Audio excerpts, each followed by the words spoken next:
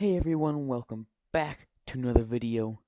Today, going to be a very short video, very quick video, just to gloss over some of the features that I have added that I will elaborate upon further in my next dedicated video about my RAYCASTER. And I've added a lot of features. So, first off, little menu screen with a text box.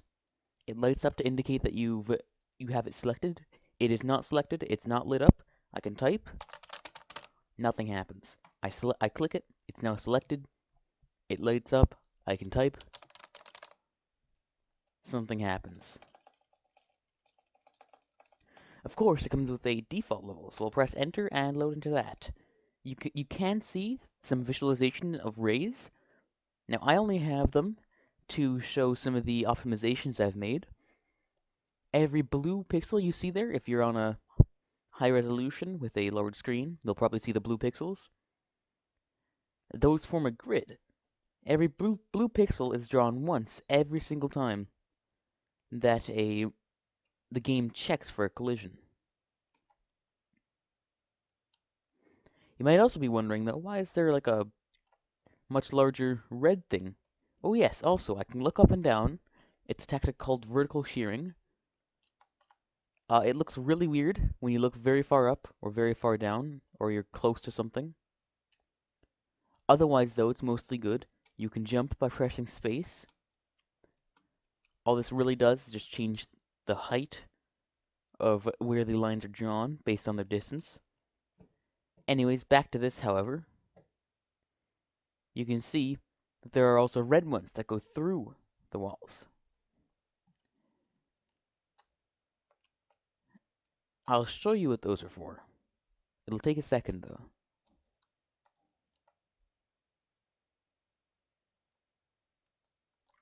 Those are for our little friend right here. Not placed at the proper position vertically on the screen. You can kind of see our little friend there. Just like that. It's hard to see, though. Here we have our little friend. Scaled. Kind of scaled. Not really scaled all that much, but still. Changes size nonetheless.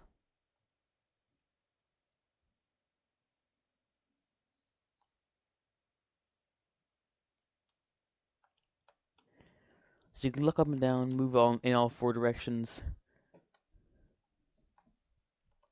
That's not all, however. I have added a map editor. So, you run this. I already have a map made, but you can also make a new map with this. Same process. So I'll just go here and I'll open up the map that I've already made. Boom. Different colors representing walls, no colors representing not walls. We have the gray. This represents the player's spawn point. At the moment, it's broken, but it should be fixed by the time I release this version. At the moment, the player actually spawns here instead of here. You press enter to save the map, escape to exit the map editor, and then to play your map, you go into the 3D renderer, and in here, you just type the level, the file name of the level, boom. Now I can explore that level that I've just made. At the moment, where our little friend here is spawned is the exact same every single map. The information on where our little friend is spawned and all that stuff, that's not stored in the level files. That's stored in the actual, that's stored in the Python file that actually runs the program.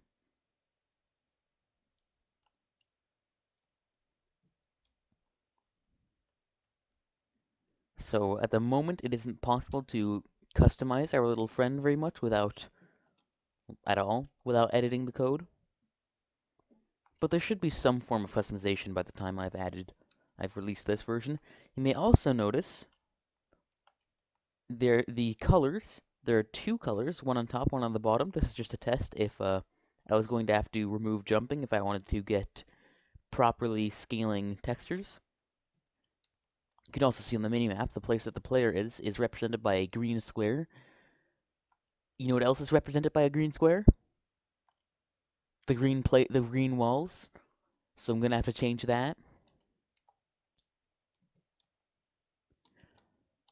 You may also have noticed that the player seems to be always up above the walls, looking down, as evidenced by the lines of these walls slowly curving upwards the farther away they are.